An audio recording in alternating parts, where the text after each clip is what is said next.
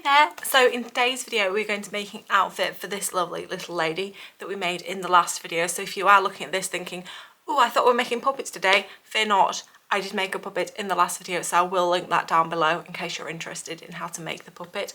But now we already have a puppet, we need to get her dressed. Now for anyone interested, I have also named her. I've named her Mabel because I've been watching Onion Birds in the Building and I think she looks a tiny bit like a little Selena Gomez.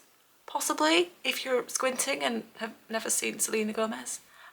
Who knows? Anyway, regardless, she's now called Mabel and we're going to make a little outfit for her today. Now, I did give her this little apron last time, but it's not the most exciting outfit, so let's do away with that and we'll just leave her with her black base layers on. Now, how are we going to make this outfit? How indeed, I'm still not sure and I'm mere moments away from starting making it. So let's look at the materials we're going to use today. So what I have got here is I've just got some plain 100% cotton fabric. This is really easy to find. You can find this in haberdashery shops, you can find it in craft stores, you can find it on eBay. You even sometimes get it in just random discount shops. I've seen it in supermarkets, so you can get it quite a lot of places. These are what you would call a fat quarter, which I have looked into, and it is 50 centimeters by 50 centimeters. These are really good because with stop motion you're normally using a very small amount of material. I've got a couple of different fabrics. I have this grey with stars, which is really cute, and then I've got this blue, which I think goes quite nice, looks quite coordinated. I don't know why I'm talking about being coordinated because it is something I know very little about, having never been coordinated myself. I also have no intention to be coordinated, so yeah, let's throw that idea out the window right now. We also need a few other things. Obviously we do need a needle and thread as ever. Now you could do this on a sewing machine. Now I'm going to try and do it by hand because I think it's quite fiddly to do something this small on a sewing machine. I also don't want you to feel daunted and think, oh, I haven't got a sewing machine, I can't afford a sewing machine, I don't know how one works, I can't make this. You can, you just need needle and thread. You can get them like everywhere. They are so cheap. You don't need anything fancy at all for this. You can do this, don't worry. If I can do this, you can do this. So I started off just taking measurements of Mabel, just using a standard measuring tape. I'm taking her waist measurement and then measuring the length of the skirt that I'm going to make. I then spent quite some time trying to make a template for the skirt. For some reason I seem to forget how circles worked, which is quite alarming when you hear that I actually did A-level maths. It probably would have helped if I had a compass here and wasn't trying to do strange things with pencils. I look like I should be on an old-timey boat at this point, mapping out pirate routes or something. At some point I did finally work out how circles worked. I basically just found some circles to draw around, and in the end we did end up with a template that I actually could use.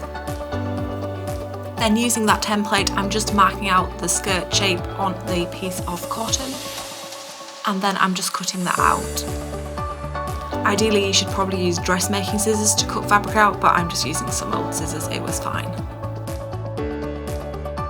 I then just double checked that the skirt actually fit Mabel, which it did, and so we were ready to get sewing. As I said previously, I was just sewing this by hand, so I just pinned the seams that I needed to sew and then I'm just sewing that with a needle and thread. I didn't have exactly the right colour thread, but I just found something as near as I could. This was super fiddly. And then I've used bias binding to go around the waistband. This is a really useful thing to use to go over hems and seams. It's great for curved seams or seams that are a bit more complicated to try and hem.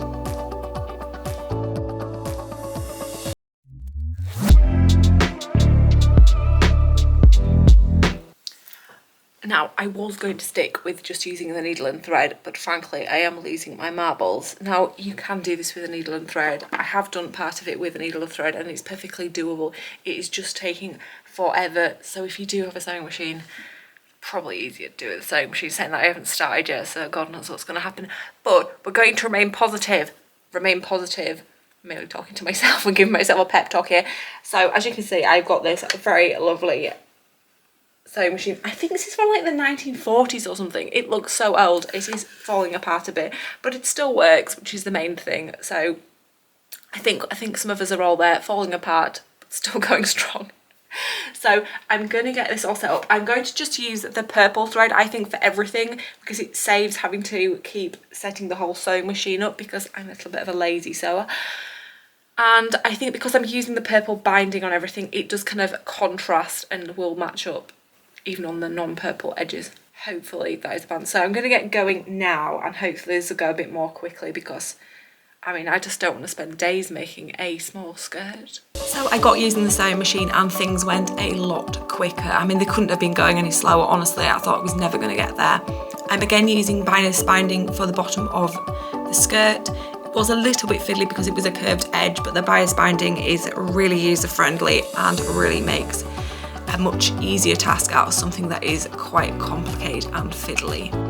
I then cut small sections of Velcro and stuck them onto the skirt. I wasn't 100% sure if this would work because this was sticky back Velcro.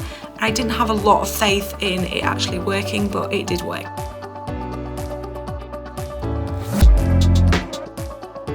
I've then just taken her measurements again, and then I've made up a little pattern of my own with these, just using some paper and a pencil.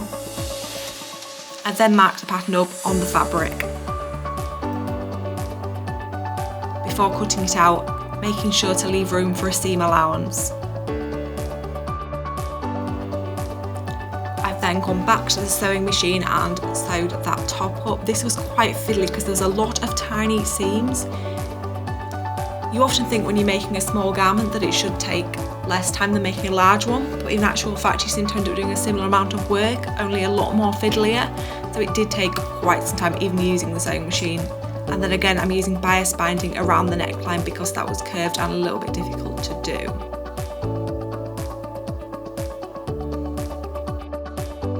And then I've used the Velcro again on the blouse. It seemed to work well on the skirt. Again, I've just cut small sections because you don't need a lot of Velcro to hold something this small together. And here are our finished pieces. Now here we've got the blouse, that's the front piece, and then we've got the back piece with the Velcro on, and then we've got this lovely circle skirt to put on. So let's get Mabel all dressed up and see what she looks like. Now, because obviously we've got the arms that move about, we should be able to get her into this quite easily, I hope, especially because it was measured perfectly for her. I say measured perfectly, I didn't really know what I was doing, so goodness knows what it's going to look like on. So yeah, I've just threaded her arms through, and then it's just a case of doing this Velcro up at the back. It's a little bit long, but that's fine because it'll be covered up by the skirt. So yeah, I think that looks really cute. It almost looks a bit like a sort of very short dress, but I think we need something else on just so she isn't accidentally flashing anyone. So let's get the skirt on. So I'm just going to wrap that around her and then leave the Velcro at the back so that that bit's concealed. This is very difficult to do in midair. And there is her skirt. So what do we think about the skirt? Now, I think this looks really cute, and in terms of like if I just wanted to dress it up for a photo opportunity, I think she looks adorable.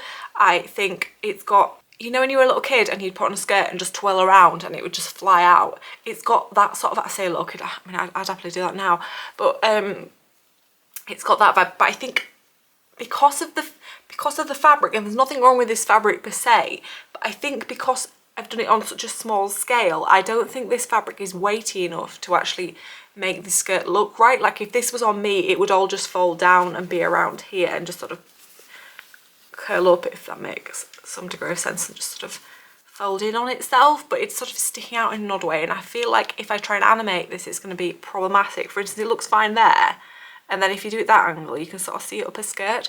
So I think I'm probably going to have to do something else with the skirt. What other fabric do I have? Now I do have quite a lot of felt, so I think I might try something with felt because it's a much heavier fabric.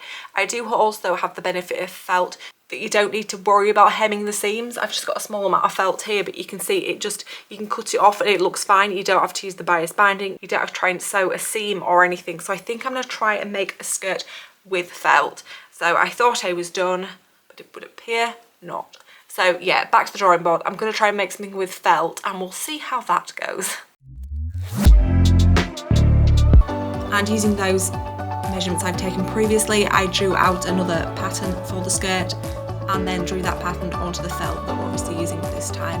I just cut 2 of the same pattern pieces out, again leaving seam allowances but only on the sides because we don't need to have a seam on the top or the bottom because the felt is awesome.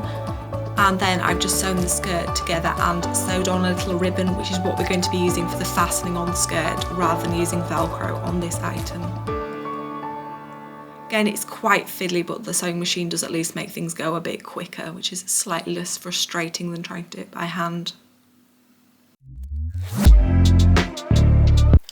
So here we are back again. She's still in her little blouse, which still looks super cute.